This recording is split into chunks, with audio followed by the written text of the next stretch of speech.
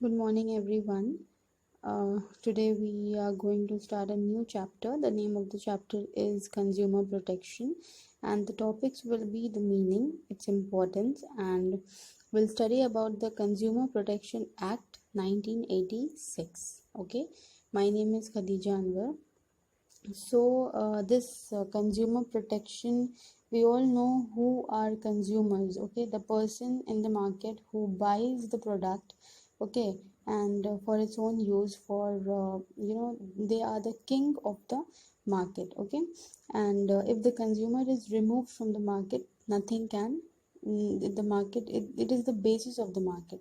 ठीक है, तो कंज्यूमर प्रोटेक्शन का मतलब होता है कि जितना भी डिफ़िकल्टीज कंज्यूमर को होगा प्रोडक्ट्स के वजह से उस उस डिफ़िकल्टीज को ओवरकम करना। ठीक है, डिफ़िकल्टीज जो यहाँ पे लिखा है स्टार मार्क करके कि इंफीरियर क्वालिटी ऑफ गुड्स, या फिर किसी प्रोडक्ट के बारे में गलत इन्फॉर्मेशन, या फिर गलत गारंटी देना और उसके बाद उसको जो गारंटी तुम दिए हो उसको उस पर फोकस नहीं करना। देन फूड एडल्ट्रेशन, मतलब कि जो मिलावट होता है।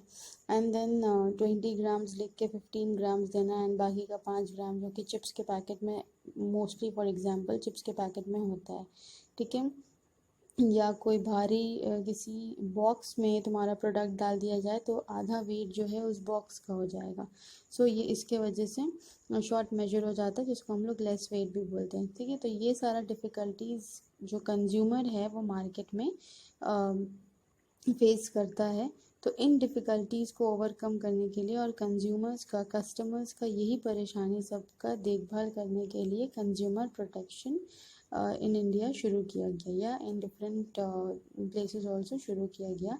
And this world consumer right day जो है 15 मार्च को सेलिब्रेट किया जाता है। नाउ कंज्यूमर प्रोटेक्शन एक्ट 1986, ये एक प्रोविज़न बनाया गया जिसके अंडर में बहुत सारा डिफरेंट फोरम्स बनाया गया जहाँ पे कंज्यूमर को प्रोटेक्ट किया जा सके। ठीक है, तो हम लोग अभी one by one different forums के बारे में पढ़ेंगे एंड क्यों बनाया गया ये भी पढ़ेंगे। ठीक है, and it came into effect on 1st July 1987, mark this date. It is 1st July 1987 and it is for the safety of the consumers, ताकि उन लोग की परेशानी भी लोग सुन सके। इसीलिए बहुत सारा डिफरेंट फोरम्स को बिल्डअप किया गया। ठीक है, जिसमें से नंबर 1 आता है सोशल वेलफेयर लेजिस्लेशन, जो कि बहुत highly progressive piece of social welfare है। ठीक है, and the act is made and the act it is only people oriented, जिसमें ज़्यादा से ज़्यादा कंज्यूमर्स के बात को सुना जाता है। Now effective provisions in safeguard, it provide effective safeguards to the consumers against different types of exploitation such as defective goods हो गया, या सेटिस्फैक्ट्री सर्विस, मतलब कि गारंटी का सर्विस है या तुम्हारा जो फ्री का सर्विस है वो नहीं दिया गया और उसमें भी पैसा लग गया तुम्हारा, तो ये सब चीज़ को जो है तुम कंप्लेन कर सकते हो।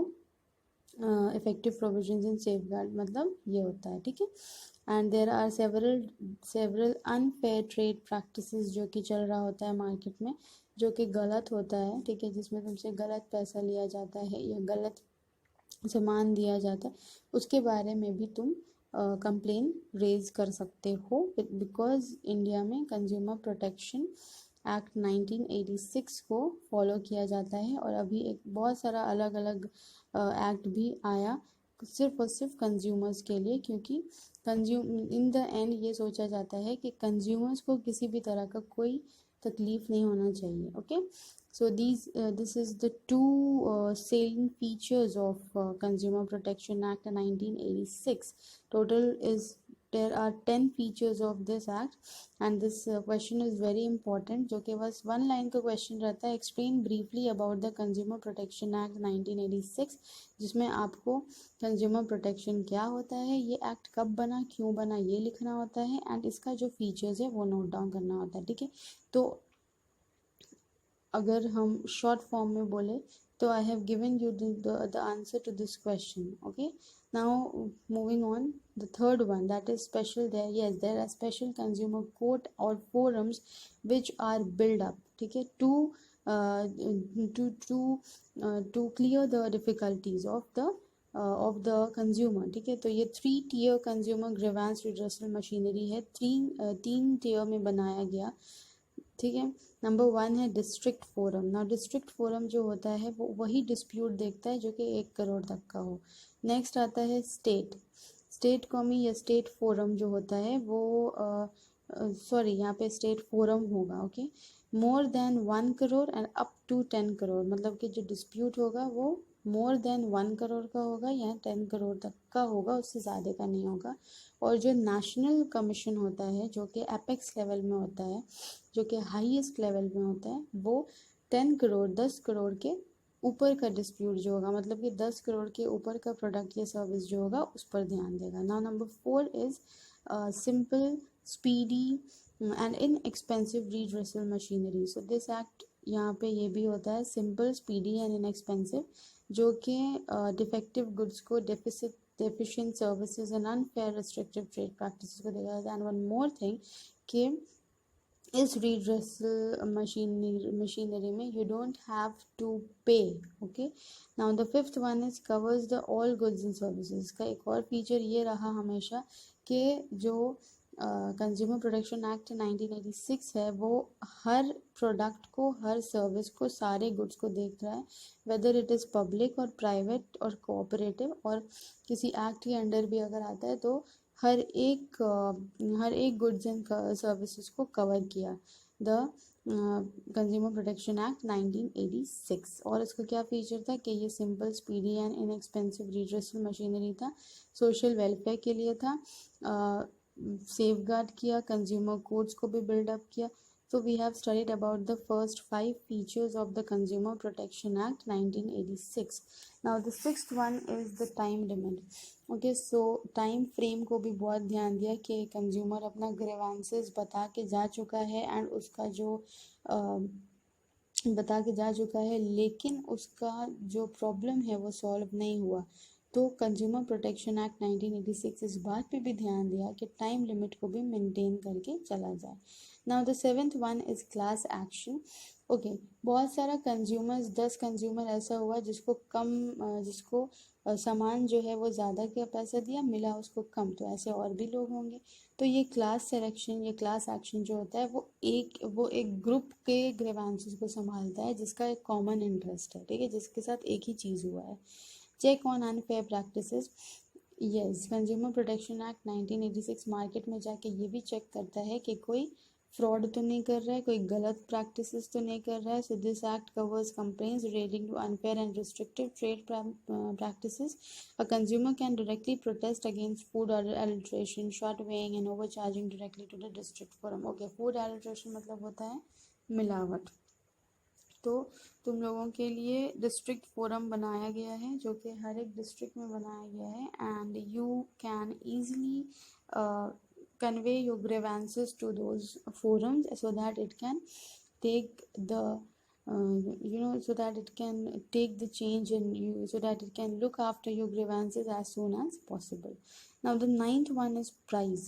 ठीक है, ये जो कंज्यूमर प्रोटेक्शन एक्ट है इसका एक और फीचर ये है कि it focuses on the price of the product. ये देखता है कि कहीं किसी प्रोडक्ट का प्राइस जो है वो बहुत ज़्यादा नहीं लिया जा रहा हो, क्योंकि बहुत बार बहुत सारा प्रोडक्ट का प्राइस जो है गवर्नमेंट ही डिसाइड कर लेती है कि इससे ज़्यादा में नहीं बेचा जाएगा. तो ये बात भी कंज्यूमर प्रोटेक्शन एक्ट देखता है. नाउ कंज्यूमर काउंसिल टू और okay, now there are consumer council. तुमको कैसे पता चलेगा कि तुम्हारे साथ गलत हुआ, तो इसके बारे में भी जानकारी देना और कंज्यूमर को एजुकेट करने का भी काम this Consumer Protection Act of 1986 has taken. Okay, now we will be studying about the importance of the Consumer Protection Act. ठीक है, जो कि नेक्स्ट पिक्चर में स्क्रॉल होगा. Now the why is Consumer Protection Act important, why it is so essential for you? because her business जो major जो huge business, जो high level business होता है, उसका जान होता है कंज्यूमर, ओके, उसका बेस होता है कंज्यूमर। तो इसीलिए कंज्यूमर को किसी तरह का कोई प्रॉब्लम नहीं होना चाहिए, be it you are choosing it और यू डूइंग एनीथिंग, ये नहीं होना चाहिए, okay.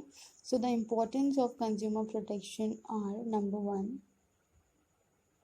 economic consideration. A consumer is expected to pay for what he gets in return. So she does not mind paying reasonable profit. It is the profiteering that pricks them, okay, for what they are not getting. So economy को consider करके जो भी price है, अगर तुमको लग रहा है कि वैलिड प्राइस है, अगर तुमको लग रहा है कि it's okay, the price is okay, then you should pay for that, okay. और इसका इम्पोर्टेंस ये भी है कि कोई भी तुमसे हाई प्राइस में सामान जो है तुमको नहीं बेच सकता है, ठीक है। Now safety from non standardised products, okay. Safety from non standardised products का मतलब होता है कि there is a standard which is to be maintained while manufacturing the product, while producing the product. तो उसको स्टैंडर्डाइज्ड रखना, ये कंज्यूमर प्रोटेक्शन एक्ट का काम है कि तुम्हारे पास जो भी सामान आए वो क्वालिफाइड रहे, उसका कुछ क्वालिटी रहे, ठीक है। Then legal support. Sometimes consumer disputes reach the courts and other redressal agencies. They must get some of the other forums where they can go to seek justice. And the importance of consumer protection is so much that government and non-government agencies are coming up to protect the consumers from the exploitation of any sort. तो consumer को consumer protection जो act है उसको government भी support करता है, क्योंकि government भी चाहता है कि उसके सिटीजन्स को कोई प्रॉब्लम ना हो।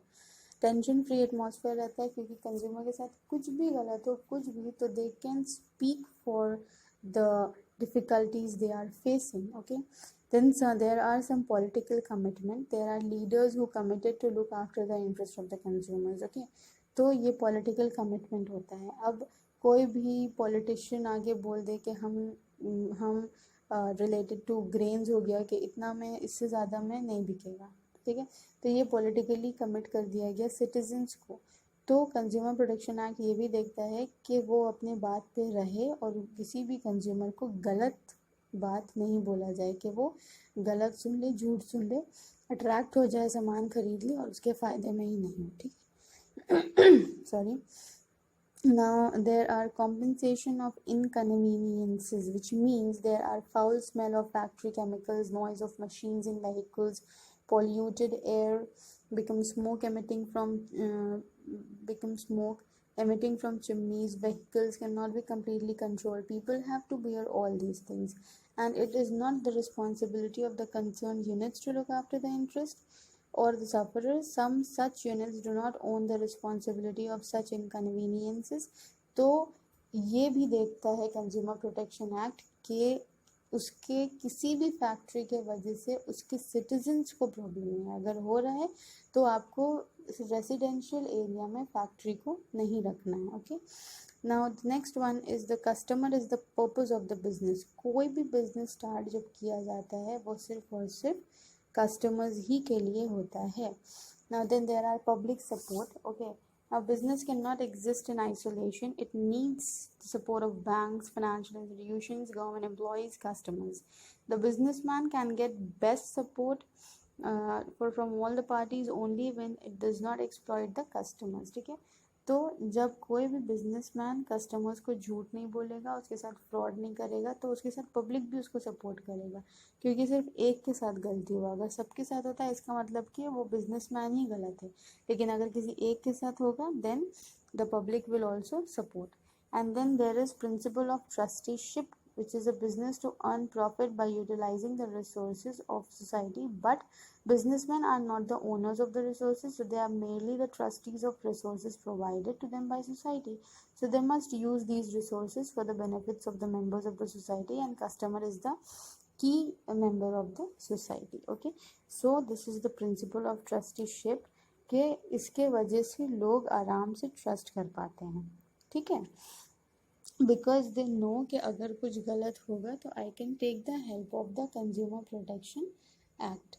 So today we have discussed the importance. There are 9 importance of Consumer Protection Act. We have discussed the very important part of this chapter, that is the Consumer Protection Act 1986. I have noted down the features also, and along with the notation of the feature, I have explained each and every caption in a limited number of words, so you can go through that very properly. So we have done the meaning, we have done the Consumer Protection Act 1986, and we have done the importance of Consumer Protection Act. Okay students, that's all for today. Stay at home, stay safe, and for any doubts, please let me know through the group that has been created in your WhatsApp. Okay, thank you.